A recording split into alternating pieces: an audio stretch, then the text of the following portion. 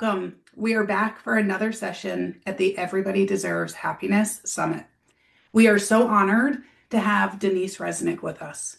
She is the founder and CEO at First Place.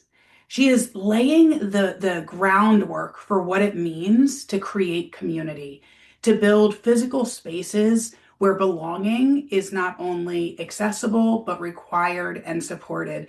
Denise, I live on the East Coast here in the States, and we have not met face to face, but since I started in this field 25 years ago, your name has been spoken more on the East Coast, and you are a West Coaster than almost anyone else I know. So you've been doing groundbreaking work, incredible work to promote belonging and sort of facilitate happiness for as long as I know. And we are so honored to be able to learn from you today. So welcome and thank you. Thank you, Katie, and thank you for bringing 12 hours of happiness to us today. This is an extraordinary program, and I'm so happy to be here and to share a little bit more about the places that we are creating, not only by their infrastructure and bricks and mortar, but how they live and how they thrive. And I come to you this afternoon or this morning as a mother of a 35-year-old son with autism. I am also a marketing communications person and started my marketing PR firm 40 years ago next month. So I'm also old. And I also come at this as a community and real estate developer. My first job right out of college was working for the Del Webb Corporation, the granddaddy of senior housing here in Arizona. And so I learned quickly about what it takes to build community and to make that flourish. This is our son, Matt, and he was diagnosed with autism um, in 1993, before there was an internet or webinars. And if things were really important, we might fax them to our colleagues. But it was a desert in terms of what we knew about autism. And what we were told was to love, accept, and institutionalize this boy. And his autism is more classic autism, more profound autism. We were looking for answers, and I'll tell you more about that story as we progress today. I am thrilled to be able to share with you that Matthew is living beyond our dreams. He works, he volunteers, he lives in a one-bedroom apartment on his own. Before moving into First Place, he never used a key. He never opened a door. He never called his parents. Learning by doing. And those are the opportunities in terms of what we can do together to create places where people can learn, where they can experience those powerful lessons of natural consequences and also the dignity of risk. So he volunteers, he works out, he works, and he's got a community and neighbors around him who support him beyond the people who are here at First Place, who support him too, and also in the community. And so today, I'm going to share a little bit more with you about how we got to our community development with this big idea that housing and community options should be as bountiful for the population that we love as they are for everyone else. So it's really a marketplace-driven approach. We're going to share with you a little bit more about our space, and I'm going to narrate some of that because I don't think my sound is working today.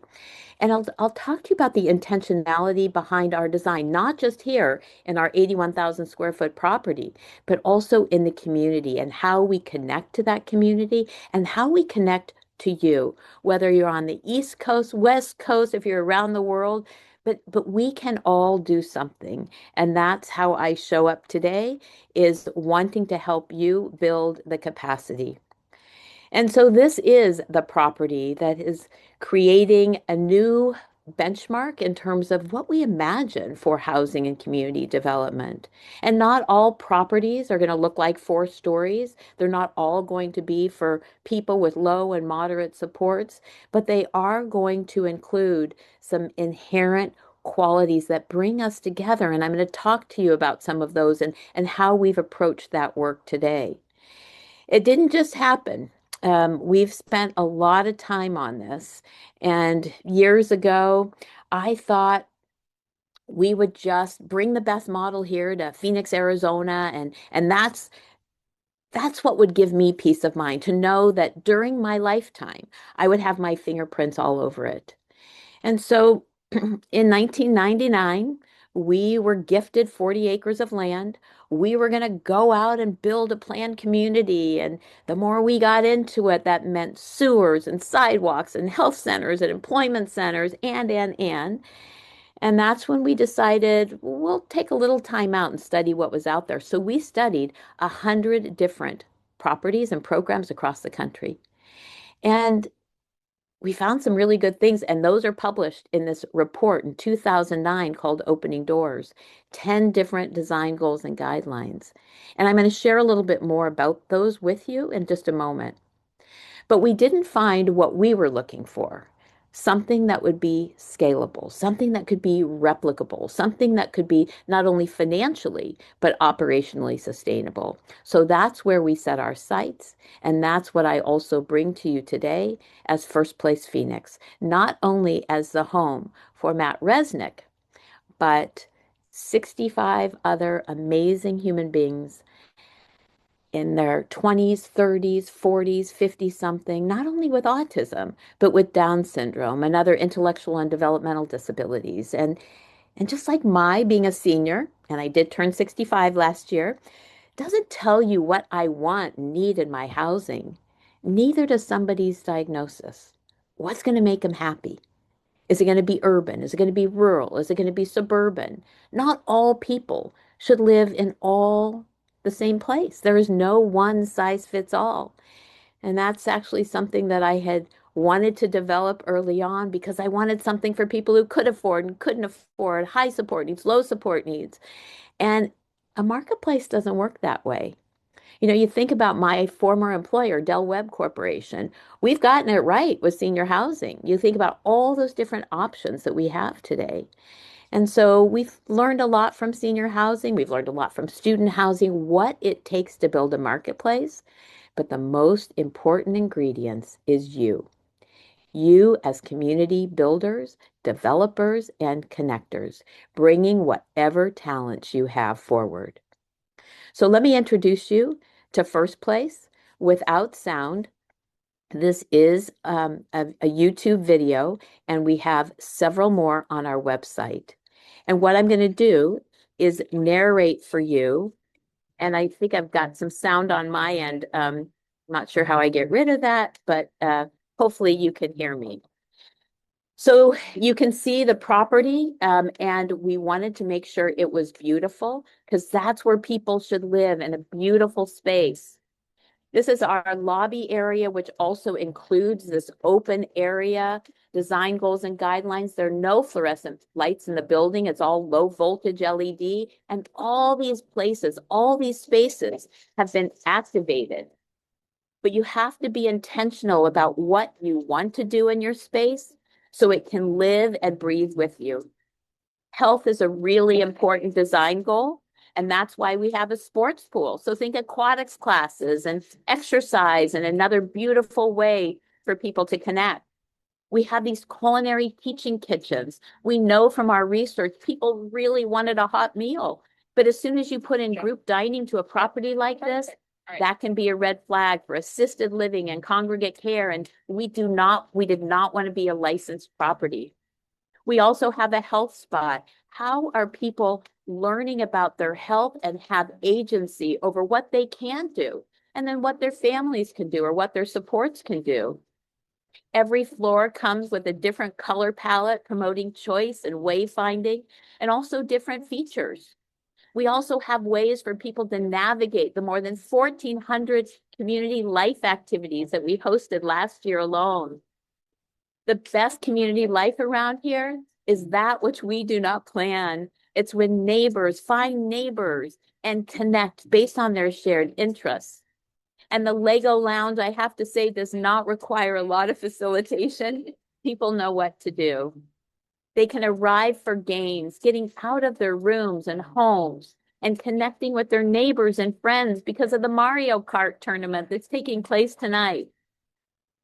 We also know that people excel in different areas. Matt did not know how to play Mario Kart when he got here, but his neighbors taught him. And now he's crushing it. So these spaces are designed to make sure that people can connect with each other based on their shared interests, that people can understand better what they need, how they decompress, how they can be mindful, where they connect in reading lounges, not just because maybe they like that fiction or collection book from collections or nonfiction, but because they want to get out of their rooms, or we're encouraging them to do so. And ways for them to express themselves. Our property has a lot of white walls, and we've been thrilled about how the community has stepped up to donate every piece of artwork. And we have a beautiful connection from hobbyists, professional artists, and people with autism and disabilities. Our floor space is beautiful, as we've also considered whether this should be a forever place or somebody's first place. And I'm proud to share with you that we've been able to achieve both. Some people do see this as their forever place, but on average, people stay here 2 or 3 years and they're ready to move on to their next place. So that is first place. That is our virtual tour. Hopefully, you'll be able to come back and join us in person. And we do have opportunities for you to be able to do that. And it didn't just happen. It happened over decades. I used to get together with Patricia and share with her these big ideas that we had, because dreaming for me is my hopefulness. That's where I find a space where I know it's going to be better. I knew we could do better than institutionalization. And I would get together with Patricia and other colleagues and, take me to a restaurant, and I would either grab all the pepper and salt shakers or every color of sweetener you could imagine, describing the different places and how we were going to proceed. So it's never been about one property. It's how we show up together and what we can do together that we can't do alone. So in 1997, I co-founded the Southwest Autism Research and Resource Center. And again, back then, it was a big vision to ensure that individuals with autism and their families would be supported throughout their lifetimes. And that would include real estate, because I had already been working with my real estate clients and my friends, imagining what would be possible.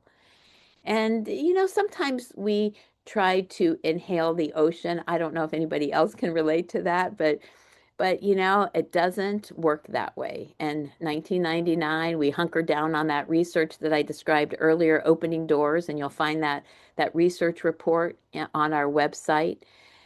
And that was the next 10 years of evaluating all those properties and coming up with these 10 design goals and guidelines. And they're a good litmus test for you based on who you want to develop your property for or your community for.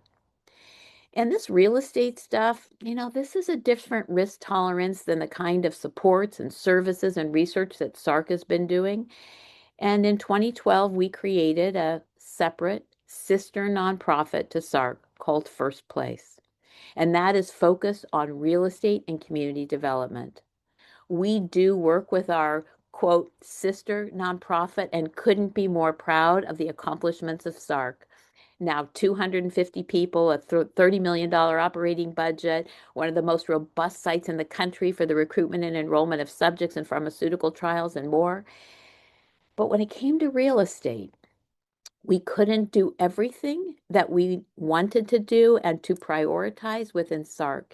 And you might be experiencing some of this too, where you've been growing up with the kids, your own included, and then realizing, can we do this in the same skin that we arrived, or do we need a different structure?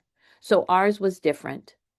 In 2014, we bought our land. In 2016, we broke ground. In 2018, we opened our doors.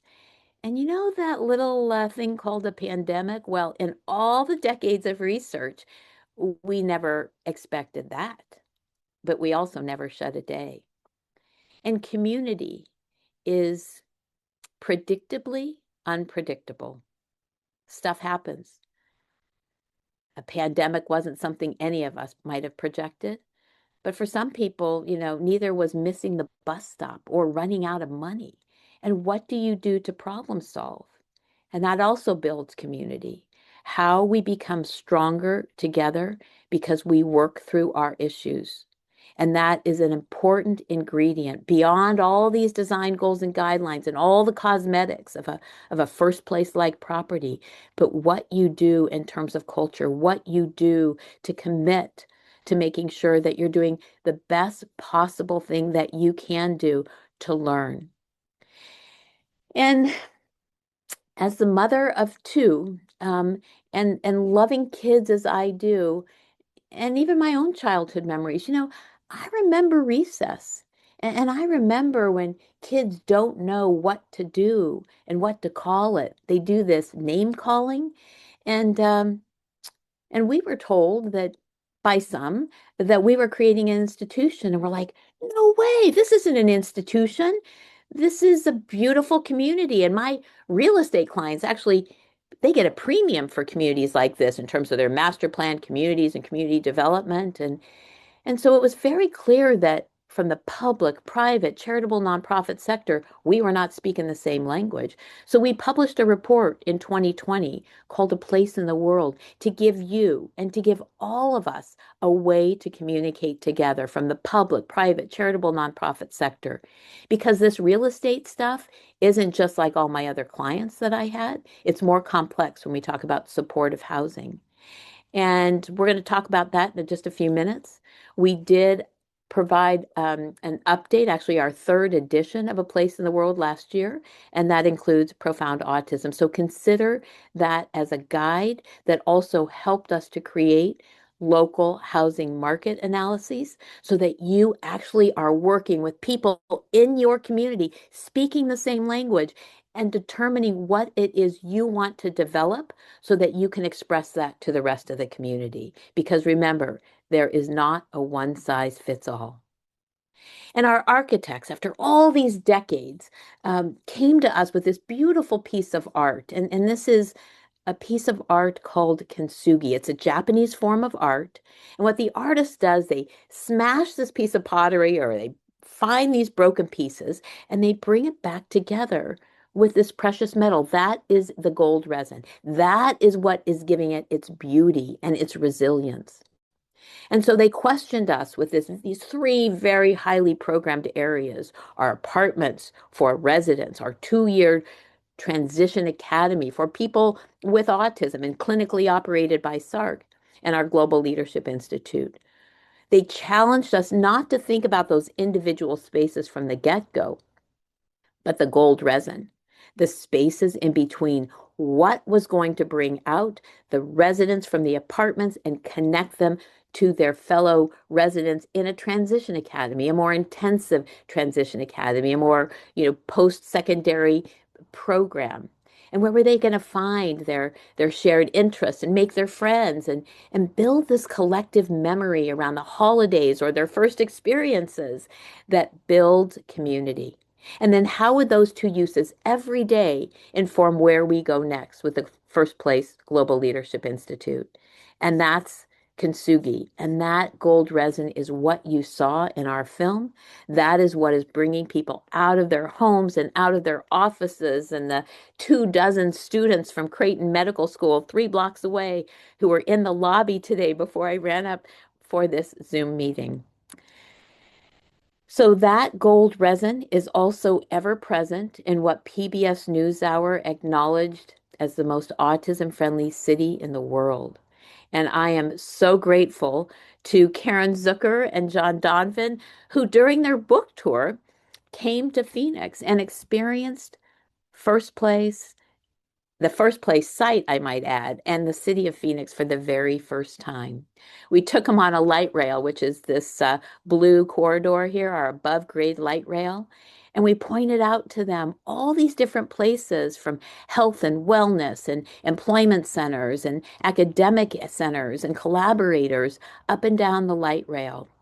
We stood on this site within 3 blocks of light rail and public transit, the future site of First Place, and talked about that dream of what it was going to be and how it would connect. And here you see our sister nonprofit, SARC, and our 2 properties for the Southwest Autism Research and Resource Center. And then way over to the right, which is our east, is a property called 29 Palms. And it was a collaboration with the Foundation for Senior Housing, which allowed us to learn from a seasoned housing affordable developer before we got to First Place Phoenix. And I challenge you to look at your supportive community of who you need at your table, who's going to help you learn, who's going to help you stand taller and stronger. And I have to say, we were scratching our heads of like, where do we take these 2 rock star, journalists from ABC World News and Nightline for dinner? And we decided we would take them to 29 Palms, a property that we opened in 2015 through the Transition Academy. And we would make dinner for them. And our residents and those seniors pulled out the stops and started questioning these 2 journalists about their work and everything else. And it was a wonderful way to introduce ourselves to Karen Zucker and John Donvan. And that property was so successful that we went back to the Arizona Department of Housing, asked for more help, again, as a collaboration with the Foundation for Senior Living, and built a second similarly situated property. And those are affordable housing properties. First Place Phoenix is our flagship property, starting as private pay, philanthropically funded, and we are now working on a crosswalk to earn public funding, recognizing that people are getting some great outcomes. And we believe that public funding and public policy should follow. And we've done that twice before. Now that we've been operating that Transition Academy for 2 years and have had more than 100 students participating, we've been able to show outcomes. Last year, we published a study in collaboration with the ASU College of Health Solutions demonstrating that our graduates are 5.5 times more likely to live independently than similarly situated peers. And now, what started as a private pay, philanthropically funded program is now supported through public and private insurance. That's community development. That's demonstrating what you can do, what we can do together with public, private, and charitable interests. And when I think about why do people come to First Place, they're looking for friends. Same thing I was looking for years ago as a mom who was struggling, not knowing what to do, not knowing if I'd ever be happy again. And I have to say, I've found my happiness along the way through the amazing celebrations that we get to have, not only here at First Place, but during Matt's life. The people like Patricia Wright, I might add, who would show us early on those bright spots of things that we should be celebrating and can celebrate so many places along the way and spaces. So people are looking for friends, and friends can make us stronger. And that's what's made me plenty strong. The next thing they're looking for are jobs, getting to work. And I love the fact that I get to work here at First Place every day. I actually drive 1 hour each way to get here. And those are great times, by the way, just to let you know, here on the West Coast for me to talk to my East Coast friends. The other thing people want here is they want to learn how to live more independently. And that's what we want. As family members, we want to make sure that during our lifetimes, we've had our fingerprints all over it. And we're here to share. So that Transition Academy, as an example, helping people get going faster, smarter. This represents 19 collaborators across the country who have licensed our Learn for Independence curriculum. The Learn for Independence curriculum that's been supporting those Transition Academy students, 32 courses. 32 courses that are taught at a community college. They're taught in the independent living classrooms here at First Place, also known as Partments. They're taught in the community. So to think about what can you get going faster, there are bodies of curriculum, opportunities, toolkits, including some of ours. And here's a great example. So, since our founding in 2012, we have provided more than 250 housing opportunities for people with autism and IDD. We have impacted hundreds of learners across the country through that Learn for Independence curriculum who meet quarterly on webinars. What's working? What needs to work better? How do we improve? So committed to continuous learning. And I think that's one of my joy spaces. I know it is, of learning from all generations and from all people. I'm very proud to share with you that we have less than $1 million of debt on this property.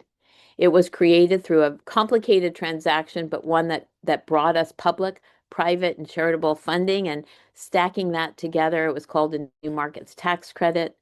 Happy that we are inspiring other properties and providing technical assistance to those, and thrilled that Patricia also joined us for our 14th Global Leadership Institute Symposium last fall. Our next one is going to be October 14th through the 16th. And we love bringing really smart, passionate people together and learning from each other. And so please mark your calendars and plan to join us if you can. This is a film, again, that I may not be able, you probably won't be able to hear, but I'm going to narrate that for you too, because this is about I'm Eli Golson. I'm a leveraging big photographer, and enthusiast, and I like it's to leveraging what you learn have in sometimes your community. feeling adventurous. And here in Phoenix, with independence, it's Hey, one of the Denise, biggest we can hear driverless. this one. not We having the can right hear this tools one. to take So the start it, Awesome. first start it place, over. a place where people can be exactly who they are. Our residents. Oh, you so took the pressure off. That makes me happy. Thank you. Okay, here we go.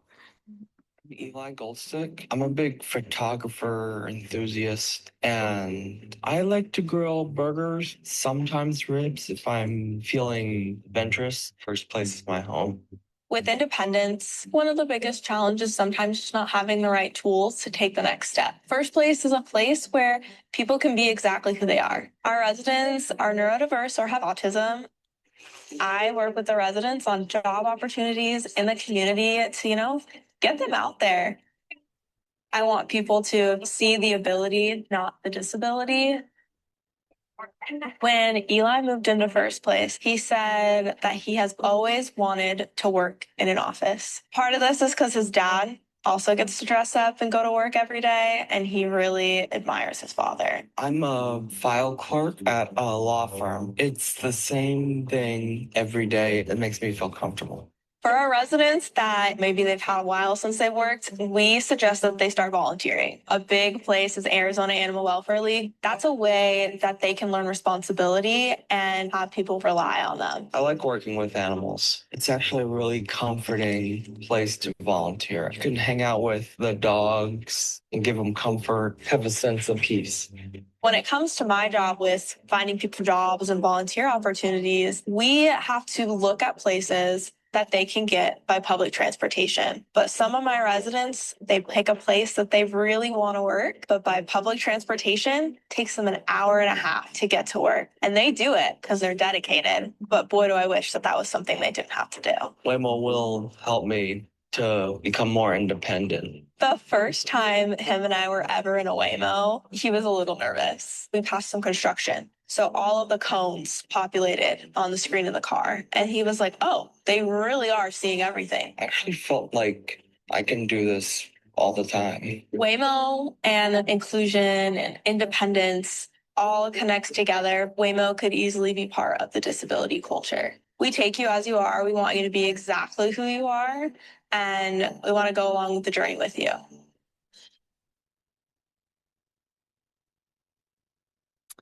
So I challenge you to think about what you have in your community that you can leverage. I will also, I do apologize, I didn't have my closed caption on, but that film you can find that on our website, and we do have captions for that. And when you think about what you find in your community, what it is you can leverage, think about where we started too in 2012 before we created First Place AZ as a sister nonprofit or as a separate nonprofit, because it's not just one thing. It's not just about the building and the four walls. It's making sure it's going to operate and be sustainable, making sure that you have the staff and the team and the culture. Those are all really important design considerations, and actually subject of a meeting just yesterday with our National Translational Research Collective. And thank you again, Patricia, for joining us for that. And where public policy can make a difference. How you fund a property will largely depend on who can live there.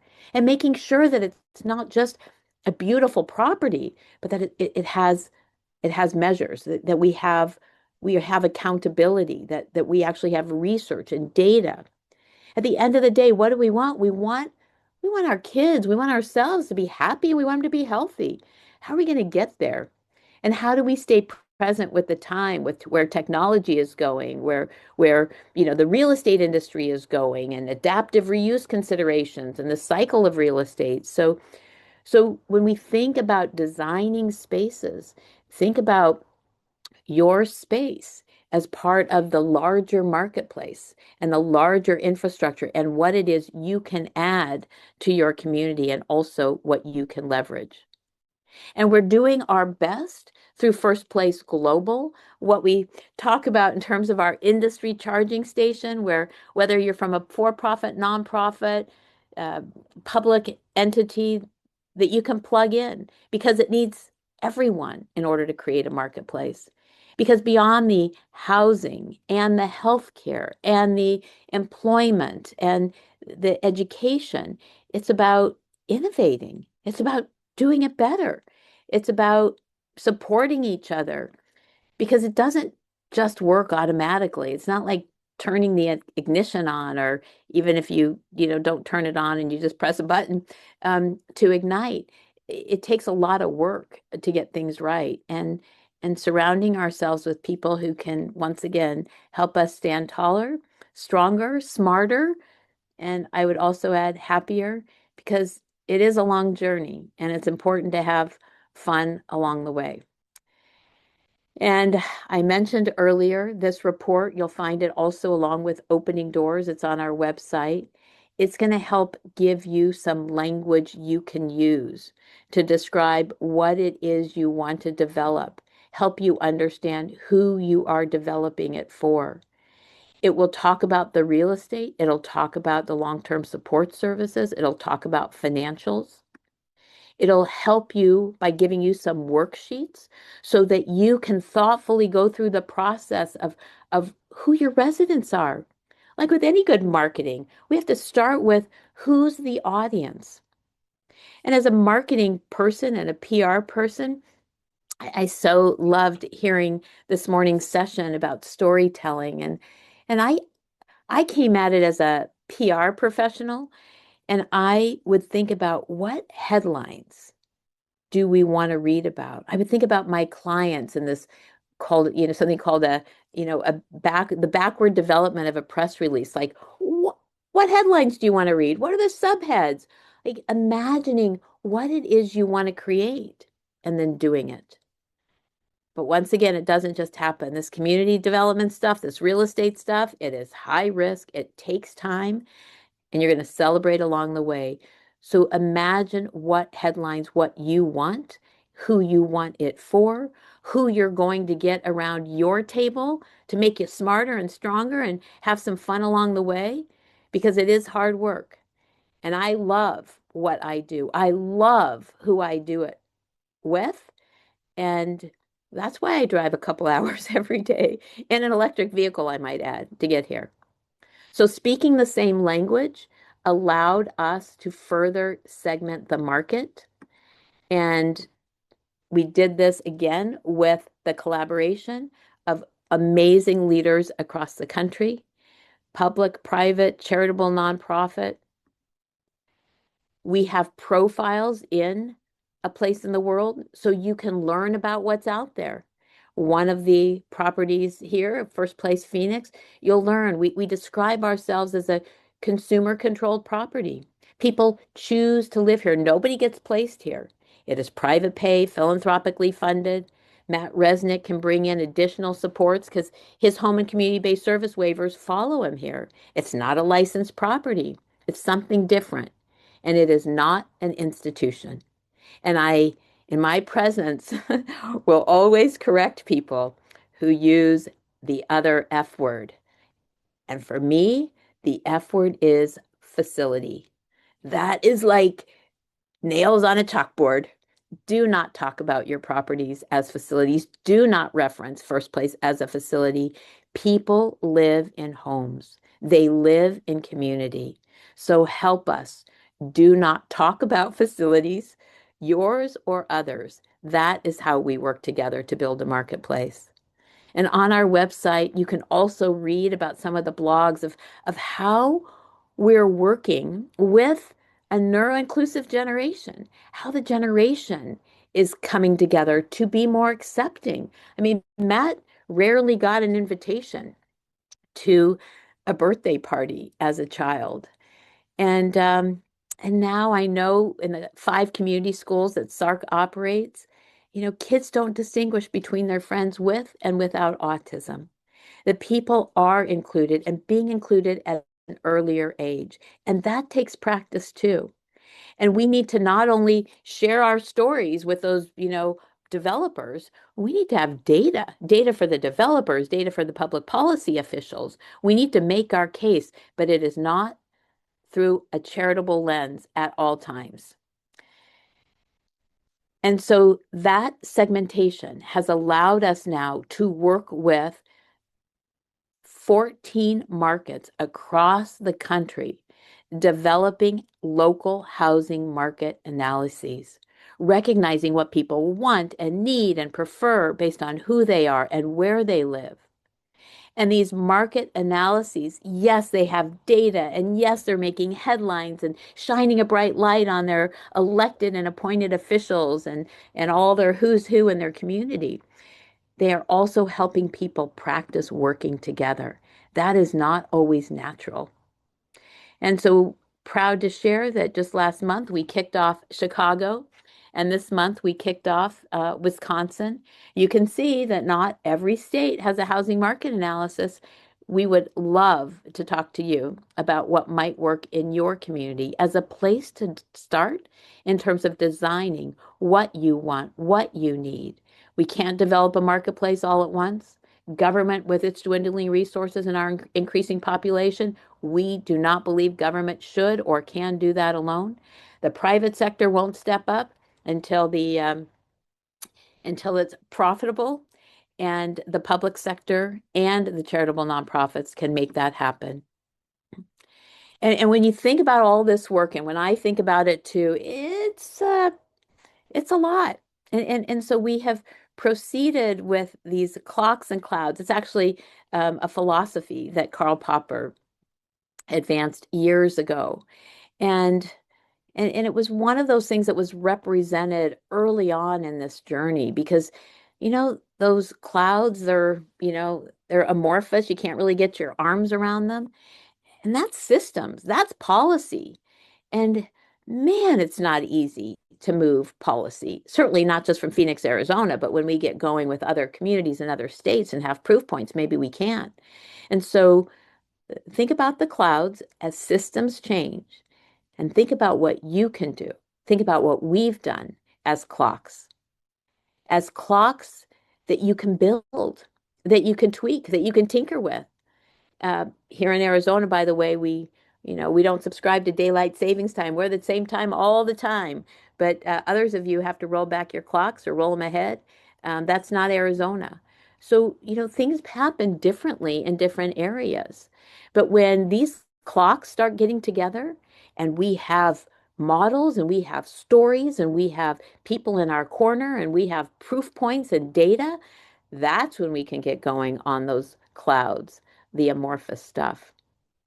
So I talk about this a lot today and every day in terms of the tri-sector superhighway. Once again, think about your charitable foundation, those gifts, those precious philanthropic dollars that allow us to dream, allow us to test, allow us to push forward.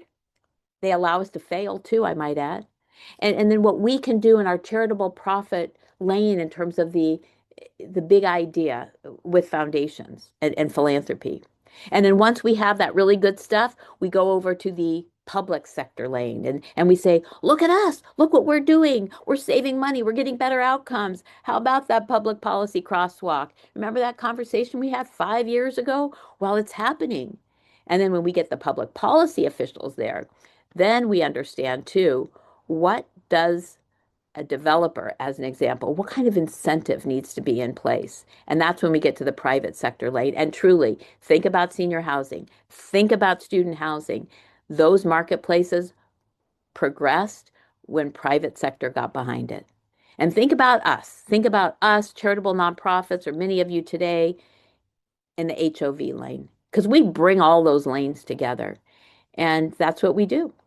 And so this is our moment to ask you where you're heading, to ask you for your questions or anything you want to talk about. And then I'll conclude with a 90-second little film. Hopefully you'll be able to hear that one. And again, my thanks. I love being here today. Wow. So, Denise, Patricia has heard me say many, many times that I will not quit. I will not stop until I tour a place for which I would want to live. And my partner and I have a 23-year-old with autism. His name is Sebastian. And he lives at home with us today for the very reason that he will not live somewhere that I wouldn't want to live. Your virtual tour, Denise, when can I move in? That is hope personified. And I thank you for sharing not only the success, but the journey to that success. Because I think there are so many families, there are so many clinicians, there are so many people working to build spaces. And they want it to happen tomorrow, the same way Patricia and I want happiness to be on everybody's goal list tomorrow.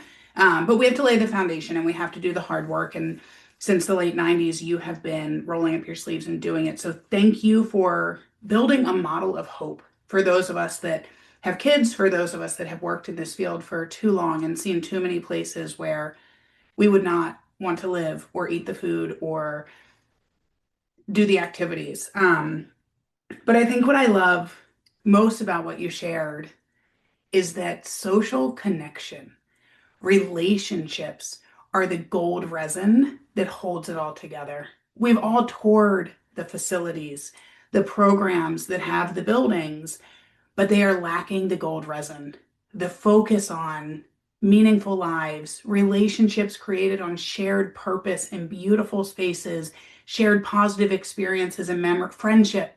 So that vision of it is social connection, it is happiness that holds it together, that brings all of those pieces together. I love. Patricia, do we have questions? Well, let me just respond to that, Katie. Yes. Thank you. That's beautiful. And Katie, I will tell you that for the hundreds of families who we have toured through First Place, their mothers, fathers, grandparents, siblings have also acknowledged, I could live there too. And I will turn to them and I will say, why not?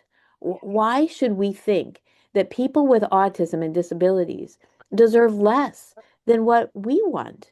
And I will also add that, and I spoke about this during our groundbreaking back in 2016, that, this very protracted journey, all these years of work, we kept looking down, to figure out what was going to be right for autism and disabilities. And really when we started looking up, looking at, well, what do other people get to do in a marketplace, right?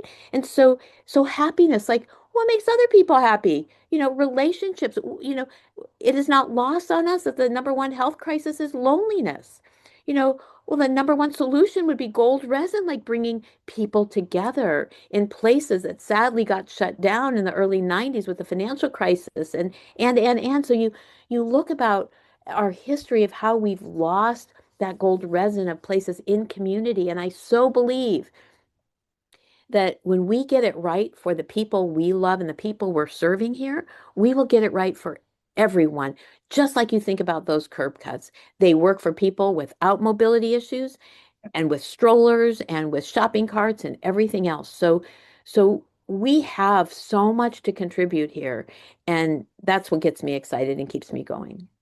Well, I did also write down Vivek Murthy to ask if you were working with him when he was the Surgeon General, because he's really who coined this sort of loneliness epidemic and started to build the structures. And I thought, wow, if you put Denise and Vivek in a room, a lot of really amazing things could happen in the world. Oh, okay, so if you have a contact, I was this close to him 2 years ago. I was at the Aspen Health Ideas Festival. I was Yes. having dinner in one. I got so much as like his autograph, but I didn't get to before he left that opportunity. Well, So Patricia refers to him as her boyfriend, so maybe she can oh, introduce you. okay. Okay. Okay, so would you add that to the meeting notes? We'll follow up on that. Okay, We Patricia. will most certainly figure that out. Oh, Oh, can I say one more thing, Patricia, before we go to absolutely. And then you questions? got to hit the video because I'm the Yes, okay. timekeeper. You hit outcomes so hard and so well. And I think early in my career, we used to have these sort of questions around whether or not communication supports would limit language or promote language. And there were lots of people that were afraid if we used picture exchange communication systems, very easy, that it would limit language, that providing those supports would prevent someone from learning to talk. And the research again and again and again showed that in fact, those supports enabled people to learn how to communicate better, more effectively. And I think sometimes when we talk about supported housing, we get afraid that like they'll get stuck there, that they'll be stuck in this supported environment forever. So your evidence that your participants, that the people living at first place were 5.5 times more likely to go on to live independently is powerful data. Give people supports on the front end and then let them have more choice in where they live. So thank you for not only sharing the process, but the incredibly positive outcomes.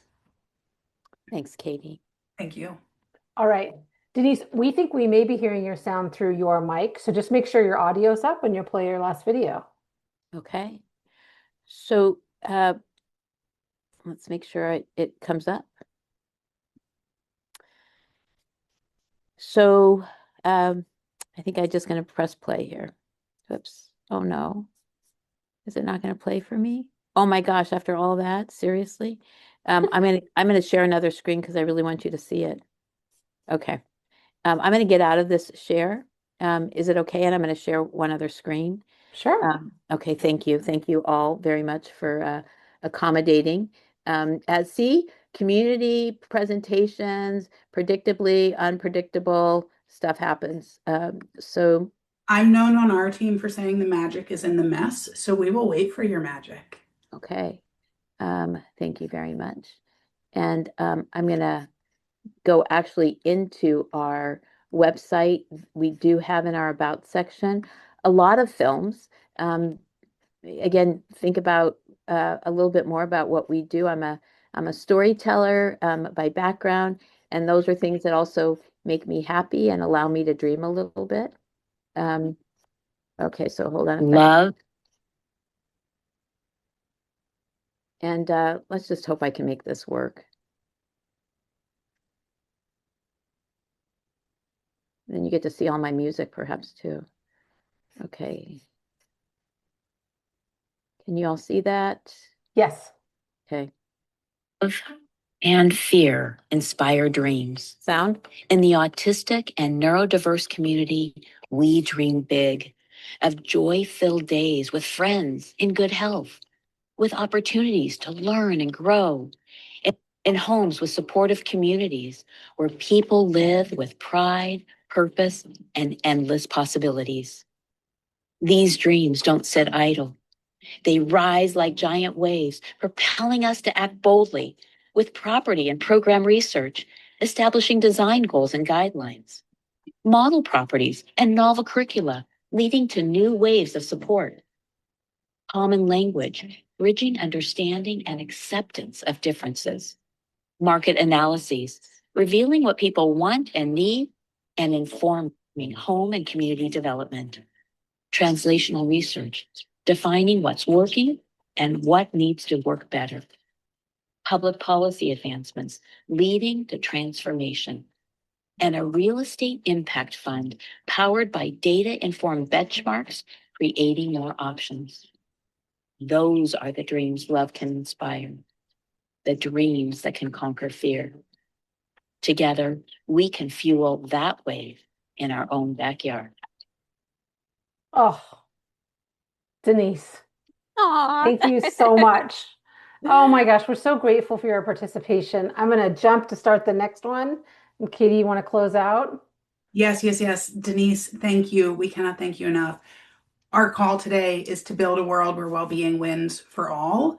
And we often think of that in science and skills of happiness and policy and theory. And you're telling us that the physical walls matter too, and the spaces between. So thanks for being a part of this first session, and we look forward to talking with you more. For everyone else, we'll pick back up in about 10 minutes. So head back to the lobby, and the next session will be centering autistic joy and identity. What can we learn from Jessica around sort of her experiences with autistic joy and her research in this space? We'll see you then.